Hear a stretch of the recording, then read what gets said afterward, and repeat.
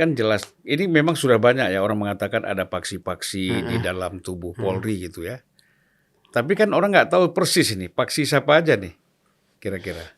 Ada Ada faksi. paksi Pak Listio, pasti ya? Pak Listio tentu tidak punya faksi ya. Dia Ya. Kapolri nggak boleh punya Oh faksi ya. ya, ya.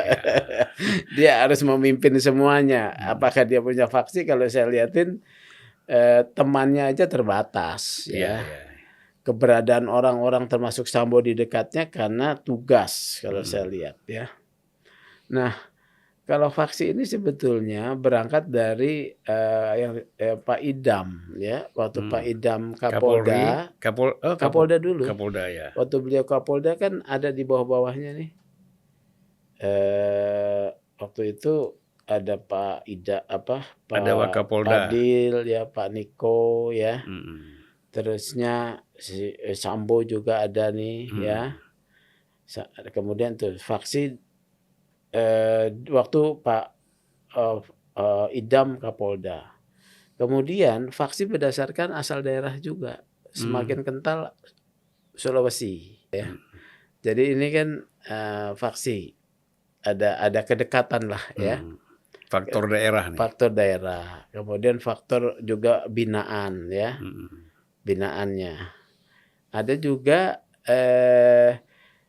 seniornya di bawah Pak Idam misalnya, kemudian juniornya juga ikut, ya kan?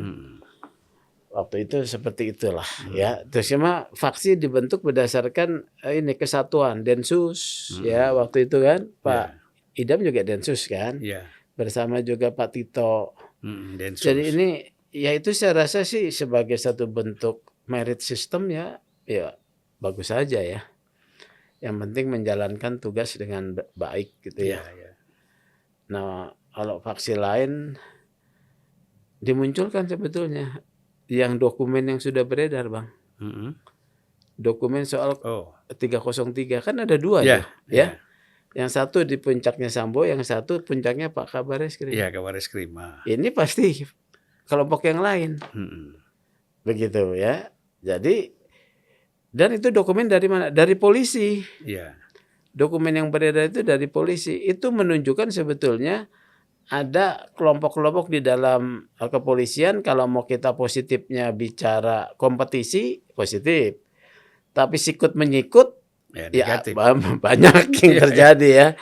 Jadi sikut menyikut bagaimana kalau yang ini sedang jatuh pasti ditekan lagi gitu. Ya, tapi kan sebenarnya begini. Apapun paksi-paksi di dalam tubuh institusi pemerintah, apalagi Polri, itu sebenarnya sangat bahaya ya. Berbahaya. Ya, artinya mereka bagaimana mau ngurusin persoalan di luar kalau dia sibuk ngurus paksi-paksi yang ada. Kepentingan kelompoknya. Itu berbahaya. Iya. Nah ini kan harus menjadi catatan Pak Kapolri nih. Kasus ini harus menjadi catatan Pak Kapolri. Iya. Katanya yang melakukan pembenahan. Apakah mampu ya? Apakah bisa? Karena saya melihat